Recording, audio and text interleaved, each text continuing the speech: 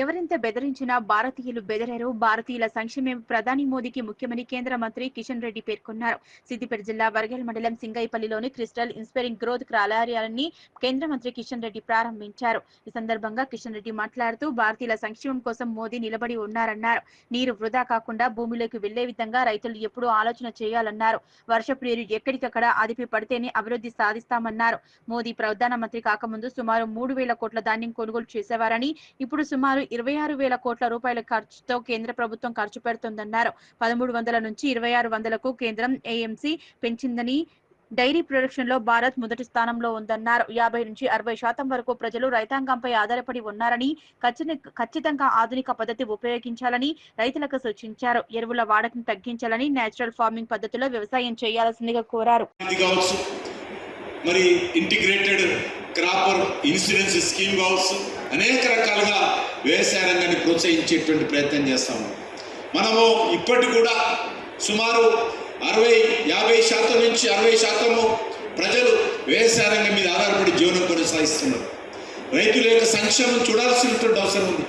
రైతు లేనిదే రాజ్యం లేదంటాం, రైతు ఏడ్చినటువంటి రాజ్యం ఉండదంటాం. కాబట్టి రైతులు నేను ఈ సందర్భంగా మనవిస్తూ ఉన్నాను. ఖచ్చితంగా మనం ఆధునికమైనటువంటి పద్ధతిలో వ్యవసాయ రంగాన్ని ముందుకు తీసుకెళ్తూ దానితో ప్రధానంగా ఈ యొక్క ఎరువుల ఉపయోగాన్ని కూడా తగ్గించాల్సిన అవసరం. నేచురల్ ఫార్మింగ్ మనం వెళ్ళాల్సినటువంటి అవసరం. మేము చిన్న ఉన్నప్పుడు నాకు తెలుసు, మేము కూడా వ్యవసాయదారుల కుటుంబం. ఏ రోజు కూడా మేము ఫెర్టిలైజర్ వాడేటువంటి వాళ్ళం కాదు. మా ఇంటికి కావలసినటువంటి మరి బియ్యం కానీ, మా ఇంటికి కావలసినటువంటి గోధుమలు కానీ, మా ఇంటికి కావలసినటువంటి జొన్నలు కానీ, మా ఇంటికి కావలసినటువంటి కూరగాయలు కానీ, మా ఇంటికి కావలసినటువంటి యూజబుల్ ఆయిల్కి సంబంధించినటువంటి వస్తువులు కానీ, దినుసులు కానీ అన్ని రకాలుగా మా పంటలోనే రైతులు పండించేటువంటి వాళ్ళు. ఆ రకంగా వ్యవసాయ రంగానికి సంబంధించినటువంటి సెల్ఫ్ సఫిషియెంట్ ప్రొడక్షన్ ప్రతి రైతు గత కొన్ని సంవత్సరాల క్రితం చేసేవారు. వరుసగా ఈరోజు పద్ధతులు మారుతున్నటువంటి నేపథ్యంలో ఈరోజు రైతులను కోరేదొకటే, సాధ్యమైనంత వరకు ప్రతి రైతు ఒక పార్ట్ 1/4 అయినా సరే మీ పంట పొలాలలో నేచురల్ ఫార్మింగ్ కోసం ఆలోచించాలి. నేను ఒకటేసారి మొత్తం మీ పంట పొలాలన్నీ కూడా మొత్తం ఆపేసి ఎరువులు, యూరియా, డిపి ఆపేసి నేను మరి నేచురల్ ఫార్మింగ్ కొమ్మన్నాను. కానీ కొంత ఎక్స్పెరిమెంట్ బేసిస్ చేయండి. ఒక 1/4 ల్యాండ్లో మీరు ఇతర ఎరువులు వేసి, మనం స్థానికంగా తయారు చేసుకున్నటువంటి ఎరువులు వేసి పంటలు పండించినట్లయితే అది అన్ని రకాలుగా రానున్న రోజుల్లో మనకు ఉపయోగం. మన యొక్క ఆరోగ్యం ఈరోజు మనం చూస్తూ ఉన్నాం. మనం తినేది ఎరువులు కాదు, కెమికల్స్ తింటా ఉన్నాం. కాబట్టి అది మనుషుల ఆరోగ్యానికి చాలా అవసరం. కాబట్టి ఆ రకంగా కూడా నేచురల్ फार्मिंग కూడా పెంచాలి. मैं आज हमारा एमडी से सीईओ से यही बताना चाहता हूँ, नेचुरल फार्मिंग के लिए भी सीड्स डेवलप करना चाहिए. नेचुरल फार्मिंग में किसानों को पूरा 100% मैं नेचुरल फार्मिंग की नहीं बोलूँ, उसमें ये 1/10 करो. उनका एक 10 एकड़ है, 10 एकड़ में 1 एकड़ में नेचुरल फार्मिंग करो एक्सपेरिमेंटल बेसिस. ये आज नहीं तो कल जरूरी है. नहीं तो आज दुनिया में जो किसी तरह मरी आज ग्रीनमेंट्स करके किसानों को प्रोत्साहन करते हुए जो आज हमारा तेलंगाना में इस सीड डेवलपमेंटल एक्टिविटी में आप लोग भी पूरा मन से जो भागीदारी हुआ है, मैं तेलंगाना के तरफ से, तेलंगाना के किसानों के तरफ से आप सबको मैं हृदय से, खासकर हमारा भाई नंदकिशोर जी को और अंकुर जी को, तेलंगाना के जितने भी हमारे किसानों का नीड है, जितने डिमांड है, ये डिमांड प्राप्त करने के लिए पूरा प्रयास करना चाहिए. मैं इस शब्द के साथ मैं पूरे डीलर्स को जो आज इधर आए हैं, डीलर से भी अनुरोध करता हूँ, आज आपका अपना अपने एरिया में किसानों को प्रॉपर गाइडेंस देना चाहिए. प्रॉपर गाइडेंस देना चाहिए. सीड्स के विषय पर भी हो, फर्टिलाइजर के विषय पर भी हो, केमिकल के विषय पर भी हो, और आखिर लास्ट को सेल तक किसानों का जो प्रोडक्शन आता है वो प्रॉपर सेल मिले, वो भी प्रयास करना चाहिए. डीलर सिर्फ सीड डीलर नहीं है, सीड डीलर्स पूरा किसान మనము మరి కిందికి పోకుండా భూమిలో పోయే విధంగా మనం ఎప్పుడైతే ప్రతి రైతు ప్లాన్ చేస్తాడో, ప్రతి వ్యక్తి ఆలోచన చేస్తాడో, అప్పుడు మన రాష్ట్రంలో కానీ దేశంలో కానీ మరి ఈ యొక్క నీటి సమస్య ఉండదు. కానీ ఈరోజు మనం చూస్తూ ఉన్నాం, మన యొక్క గోదావరిలో కానీ కృష్ణలో కానీ చాలా పెద్ద ఎత్తున నీరు సముద్రంలో పోతుంది. ఆ నీటిని ఆపాల్సినటువంటి అవసరం ఉంది, ఆ నీటిని మళ్లించుకోవాల్సినటువంటి అవసరం ఉంది, ప్రజల జీవితాలలో వెలుగులు నింపాల్సినటువంటి అవసరం ఉంది.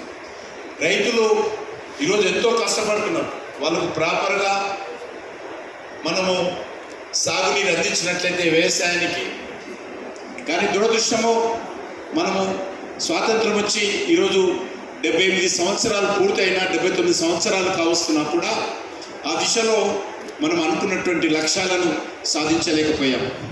కాబట్టే ఈరోజు వస్తున్నటువంటి వర్షపు నీరు ఎక్కడికక్కడ ఏ ఇంట్లో ఏ పొలంలో అక్కడ దాన్ని మనం హార్వెస్టింగ్ చేసుకొని ఆ నీటిని మనం అదిమి పట్టుకున్నట్లయితే ప్రతి నీటి చుక్కను ఖచ్చితంగా రానున్న రోజుల్లో మన దేశము చాలా రకాలుగా ముందుకెళ్ళేటువంటి అవకాశం ఉంది. మన తెలంగాణ ఆ రకంగా అభివృద్ధి జరిగే అవకాశం ఉంది. మనకు తెలుసు ఈరోజు ధాన్యం ఉత్పత్తిలో అంటే వరి చాలా ముందున్నాము. గతంలో మనకు తెలుసు నరేంద్ర మోడీ గారు ప్రధానమంత్రి కాకముందు ప్రతి సంవత్సరము ధాన్యం కొనుగోలు మీద 2,600 కోట్ల రూపాయలు, 2,700 కోట్ల రూపాయలు, ఆల్మోస్ట్ ఒక సంవత్సరం అయితే 3,000 కోట్లు మాత్రం ఖర్చు పెట్టేవాళ్ళం ధాన్యం కొనుగోలు మీద. ఈరోజు సుమారు 26,000 కోట్ల రూపాయలు, 3,000 కోట్ల నుంచి 26,000 కోట్ల రూపాయలు కేంద్ర ప్రభుత్వము ధాన్యం కొనుగోలు మీద ఈరోజు తెలంగాణలో ఖర్చు పెడుతుందనే విషయాన్ని మనం వేస్తాము. ఒక్కొక్క బస్తా కావచ్చు, లేకపోతే కూలీ ఖర్చు కావచ్చు, రైస్ మిల్లు ఖర్చు కావచ్చు, గోడౌన్ ఖర్చు కావచ్చు, ప్రతి నయా పైసా కేంద్ర ప్రభుత్వమే ఇచ్చి ఈరోజు ధాన్యం కొనుగోలు తెలంగాణలో చేస్తాం. అంతేకాదు అదే ధాన్యం చూసినట్లయితే 2014లో 1,300 రూపాయలు క్వింటాల్ ఉండేది కేంద్ర ప్రభుత్వం ఎంఎస్పి, మినిమम सपोर्ट प्राइस 1,300 रुपीस ఉండే. मैं बताना चाहता हूँ एमएसपी जो आज 1,300 रुपये था, आज लगभग 2,365 रुपीस इस 10 साल में एमएसपी बढ़ा है. 1,300 నుంచి 2,365 రూపాయలకు కేంద్ర ప్రభుత్వము ఈ యొక్క ధాన్యం కొనుగోలు మీద ఎంఎస్పి పెంచిందనే విషయాన్ని కూడా ఈ సందర్భంగా మనం చేస్తాం. రానున్న రోజుల్లో వ్యవసాయ రంగం ఈరోజు మనము అదృష్టవశాత్తు మనము సెల్ఫ్ సఫిషియెంట్గా ఈరోజు మనము ఆధారపడి ఉన్నాం. గతంలో నాకు తెలుసు, నేను హై స్కూల్లో చదువుతున్నప్పుడు గవర్నమెంట్ స్కూల్లో అమెరికా నుంచి మిల్క్ పౌడర్ వచ్చేది. అమెరికా నుంచి మిల్క్ పౌడర్ వస్తే ఆ మిల్క్ పౌడరు స్కూళ్ళల్లో, గవర్నమెంట్ స్కూళ్ళల్లో పిల్లలకు కల్పించేటువంటి వారు. भाई मैं जो हाई स्कूल में पढ़ता था, गवर्नमेंट स्कूल में मिल्क प्रोडक्शन में दुनिया में भारत नंबर 1 है, दुनिया में नंबर 1 है.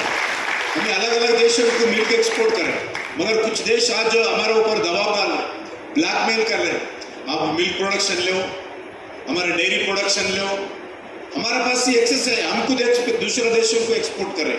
आप दूसरे देशों से हम क्यों लेते? कोई दबाव में आने के लिए नहीं है.